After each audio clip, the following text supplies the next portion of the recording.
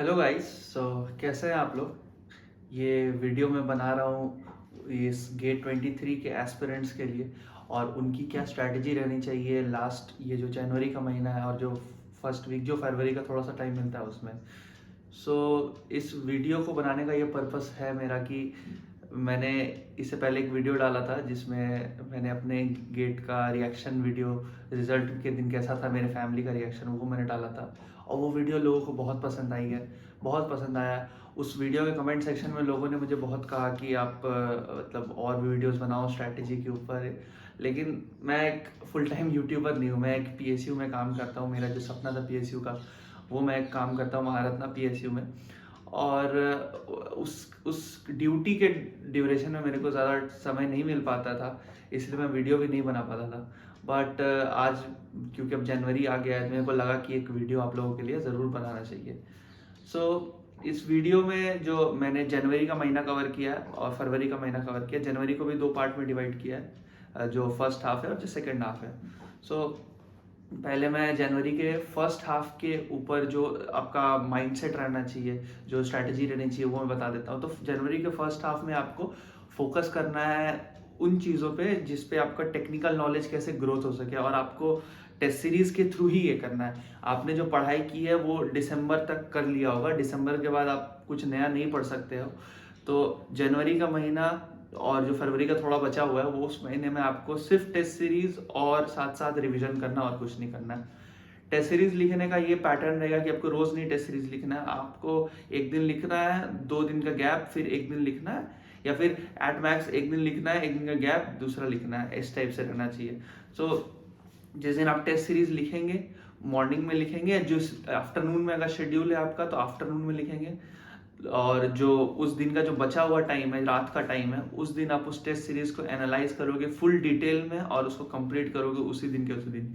क्योंकि अगला 2 दिन जिस दिन आप टेस्ट सीरीज नहीं लिखेंगे, आप रिवीजन करेंगे और स्पेसिफिकली उन चीज़ों का रिवीजन करेंगे जो आपने टेस्ट सीरीज में गलतियां की है।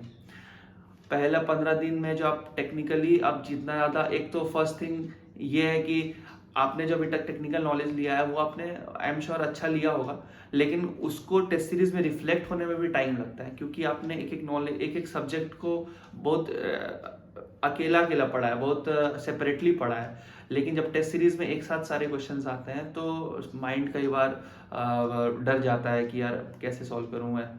तो आपको टेस्ट सीरीज में उसका हैबिट डाला होगा कि हमको मल्टीपल सब्जेक्ट, इनफैक्ट मल्टीपल नहीं, सारे सब्जेक्ट 10-15 सब्जेक्ट जितने भी होते हैं सबको एक साथ वो लिखने का प्रैक्टिस होना चाहिए। उसमें कुछ टेस्ट सीरीज में टाइम लगता है, शुरू के टेस्ट सीरीज में को मार्क्स कम आते हैं क्योंकि आपका एक सब्जेक्ट रिवाइज होता है, लेकिन जो बहुत पहले पढ़ा हुआ है वो शायद रिवाइज ना हो। तो वो अब धीरे धीरे पहले 15 दिनों में ये आप टेस्ट सीरीज में आप इम्प्रूव करेंगे। और एनालिसिस करने का ये तरीका है कि आप जो थ्योरेटिकल जो नॉलेज है, आपको कोर नॉलेज है, वो एक जगह हो गया। इसके अलावा सिली मिस्टेक्स और जो कैलकुलेशन मिस्टेक्स है, इसको अवॉइड करना बहुत ज़रूरी है। इसको अवॉइड करने के लिए एक तो पहला कुछ थंब रूल है कि पहली बात आपको कैलकुलेटर जो फिजिकल वाला आता है वो यूज़ नहीं करना। या तो आप माइंड कैलकुलेशन कीजिए, पेपर कैलकुलेशन कीजिए, या गेट का कैलकुलेटर यूज़ कीजिए। गेट का कैलकुलेटर का ऐप आता है। इसके अलावा अगर आप कुछ भी कर रहे हैं तो आपको गेट एग्जाम में कम मार्क्स आएगा। कैलकुलेटर में बस गेट का कैलकुलेटर यूज़ करना है। इसके अलावा एक छोटी मोटी टिप्स जो मतलब मैं दे देना चाहता हूँ कि टेस्ट सीरीज के दौरान ही जो कोई नहीं कवर करता, जैसे कि आपको जो बाथरूम जाना होता है, टॉयलेट करना होता है, ये सब टेस्ट सीरीज के ड्यूरेशन में नहीं करना है आपको, क्योंकि गेट एग्जाम में भी बहुत कम चांसेस है कि आपको बाहर जाने दिया जाए। सेंटर टू सेंटर डिपेंड करता है, बट आपको प्रैक्टिस करना है कि आपको कुछ नेचुरल कॉल नहीं आना चाहिए, ठीक है।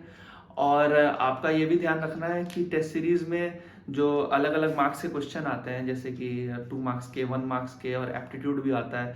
तो टेस्ट सीरीज में 2 मार्क्स 1 मार्क्स अलग अलग होते हैं, तो कोई पहले 2 करता है, कोई पहले 1 करता है। बट गेट एग्जाम में अब ये हो गया है कि सारे क्वेश्चंस मिक्स होके आते हैं। तो आपको ऐसा स्पेसिफिक नहीं रहना है कि अब मैं 1 मार्क्स वाले क्वेश्चन करूंगा या 2 मार्क्स। आपको मार्क्स की तरफ थोड़ा कम ध्यान देके क्वेश्चन के ऊपर थोड़ा ज्यादा ध्यान देना है।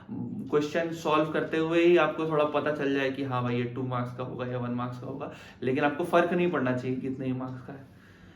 एप्टीट्यूड का जहाँ तक बात है, कुछ लोग शुरू में एप्टीट्यूड को करते हैं, कुछ लोग लास्ट में करते हैं, तो सबका अपना अपना स्ट्रैटेजी है। ये आपको पहले के इनिशियल मॉक टेस्ट में दे दे के आपको उसको फिगर आउट करना होगा कि आपको कौन से सूटेबल रहेगा आपके लिए। मैं तो स्पेसिफिकली ये करता था कि मैं पहले के कुछ क्वेश्चंस करता था, 60% क्वेश्चंस टेक्निकल करता था, फिर जब मैं एग्जॉस्ट हो जाता टेक्निकली तो थोड़ा सा रिलैक्स करने के लिए एप्टीट्यूड सॉल्व करता था, फिर बाकी के टेक्निकल क्वेश्चन सॉल्व करता था। सो मेरा ये स्ट्रैटेजी है, थोड़ा सबसे डिफरेंट है ये वाला, जो इसमें एप्टीट्यूड बीच में करना होता है।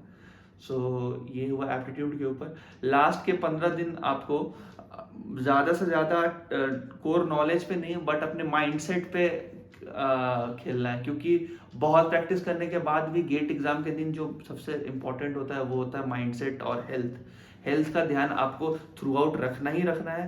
कहीं आप कोई ना आइसक्रीम खाएंगे ना कुछ भी ऐसा चीज़ करेंगे जिससे आपको कोई भी बीमारी होने का चांस, ना बाहर का फूड खाएंगे, क्योंकि एक जिस दिन एग्जाम में अगर उस दिन बीमार पड़ गए तो फिर जो 1 साल का मेहनत है वो बहुत गंदा वेस्ट होगा, बहुत बुरा लगता है। तो आप वो करेंगे कि आप हेल्थ का ध्यान रखेंगे, इसके अलावा माइंडसेट का ध्यान रखेंगे, मेंटल हेल्थ। यानी आपको अगर टेस्ट सीरीज में कम मार्क्स आ रहे हैं तो नर्वस होना, एंग्जाइटी आना, उसको उसके ऊपर कंट्रोल करना है, अपने आप को कॉन्फिडेंट महसूस कराना है, अपने दोस्तों से बात करके, अपने पेरेंट्स से बात करके या किसी भी सीनियर से बात करके। जो आपके साथ हो रहा है वो ऑलमोस्ट सबके साथ ही होता है, तो ऐसा हमेशा एक स्माइलिंग फेस रखना है कि कभी भी अपने मेंटल हेल्थ की वजह से अपना परफॉर्मेंस को डिग्रेड नहीं होने देना है। यानी आपको नर्वस हो जो आप होंगे उसको आपको करना है, यार कोई बात नहीं, यार मार्क्स कम आए तो क्या, अपने आप से बात करना है ऐसे कि अब कोई बात नहीं, मार्क्स कम आए तो क्या, अगले टेस्ट सीरीज में और अच्छा करूंगा, और इसके अलावा मैं अपना इंप्रूव तो कर ही रहा हूँ, अपना बेस्ट तो दे ही रहा हूँ, मुझे डरने की कोई बात नहीं है। अपना मेंटल हेल्थ अगर ऊपर रखेंगे तो बहुत अच्छा होगा। वरना गेट एग्जाम के दिन इतना नर्वस होने के बाद हो जाते हैं लोग कि कई बार परफॉर्मेंस जो एक्सपेक्टेड रहता है कि 100 रैंक लाएंगे वो जाके 900 रैंक तक ले आते हैं, तो इतना डाउनग्रेड हो जाता है उस रैंक, उस सिर्फ एक चीज़ की वजह से, वो है मेंटल हेल्थ। इसके अलावा जो है कि जो लास्ट जो एग्ज़ाम का दिन होगा, यानी पहली बात तो फरवरी का महीना होगा और उसके बाद एग्ज़ाम का दिन आएगा, तो फरवरी का महीना में आपको टेस्ट सीरीज नहीं लिखना है, यानी 30 जनवरी तक आपको टेस्ट सीरीज लिख के ख़त्म कर देना है। जिसका सेकेंड वीक में पेपर है वो 1 हफ्ता और एक्सटेंड कर सकते हैं, है ना। एक स्ट्रैटेजी जो और मैं पर्सनली यूज़ करता था कि क्योंकि मॉक टेस्ट में जो क्वेश्चंस आते थे बहुत टफर साइड में आते थे और जो जिसका एग्जाम से रेलेवेंस भी नहीं होता था, तो उसके मार्क्स ऑलमोस्ट जो गेट के मार्क्स थे उससे 20 मार्क्स कम आते थे। यानी आपको टेस्ट सीरीज अगर आप लिख रहे हैं, अगर उसमें आपको 50 मार्क्स आ रहे हैं तो असली एग्जाम में आपको 65-70 मार्क्स आएंगे। टेस्ट सीरीज से हमेशा अच्छा मार्क्स आएगा गेट में, अगर बाकी चीज़ों का ध्यान रखा जाए तो, यानी मेंटल हेल्थ और फिजिकल हेल्थ। ये हो ही गया। इसके अलावा जो फरवरी का महीना होगा उसमें आपको सिर्फ रिवीजन करना है, रिवीजन करना है। और रिवीजन में भी क्या कि अपना जो एक एक सब्जेक्ट पलटते जाएंगे, उसको कॉपी करते जाएंगे, एक दीवार पे शेड्यूल बनाएंगे, इस दिन मैं ये सब्जेक्ट करूंगा, इस दिन मैं ये सब्जेक्ट करूंगा, रिवाइज करते जाएंगे। और जितना ज़्यादा बार रिवीजन करेंगे उतना फ़ायदा होगा मेरे हिसाब से। आप ऐसे आपको अजीब सा लगेगा सुनने में, बट 10 बार 12 बार रिवीजन करना पड़ेगा हर सब्जेक्ट का।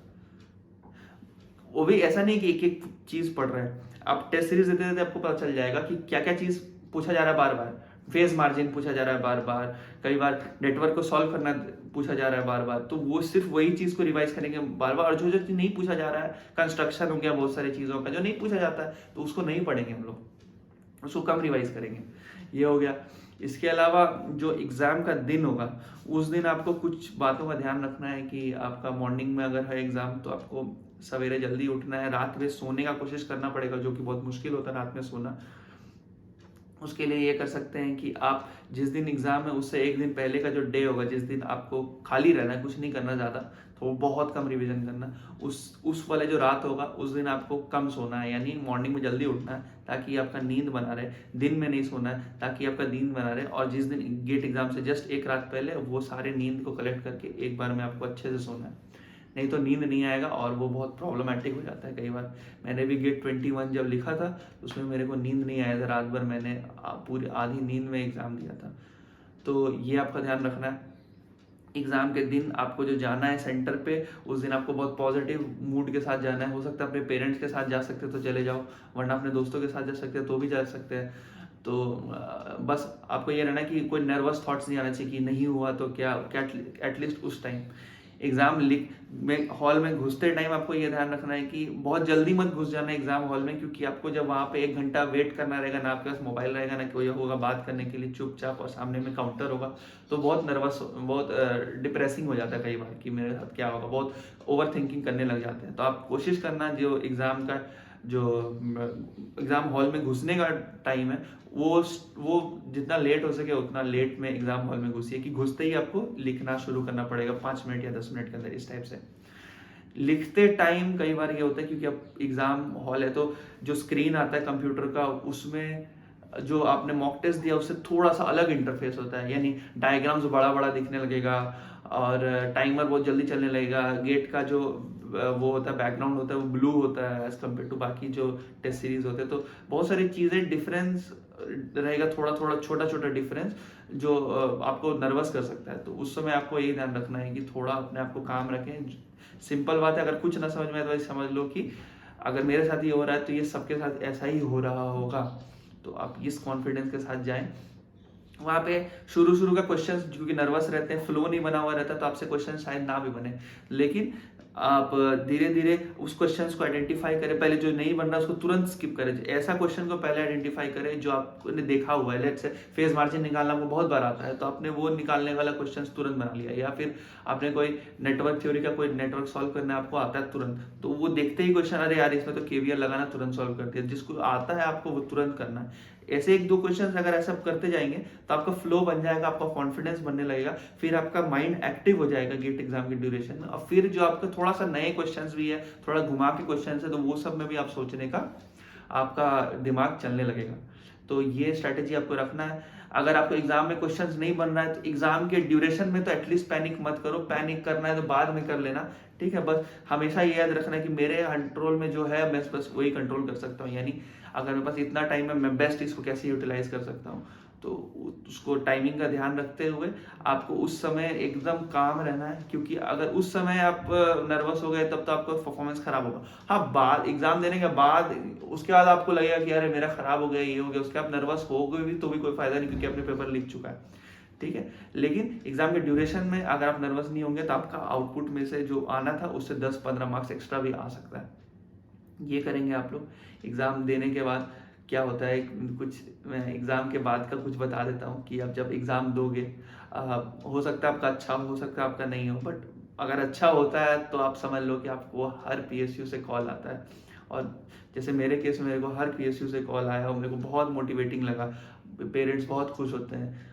और हर आईआईटीज़ में आपको जाने का, जिसका फॉर्म भरोगे उससे आपको वो आपको कॉल आएगा, उस पर आप जा सकते हो। जिसका मार्क्स थोड़ा कम भी आता है, लेट्स से जिसका मार्क्स अगर आप 500 रैंक आता है, 600 रैंक आता है, इंस्ट्रूमेंटेशन का बात कर रहा हूँ, 800 भी रैंक आता है, फिर भी आपको पीएसयू से कॉल आएंगे।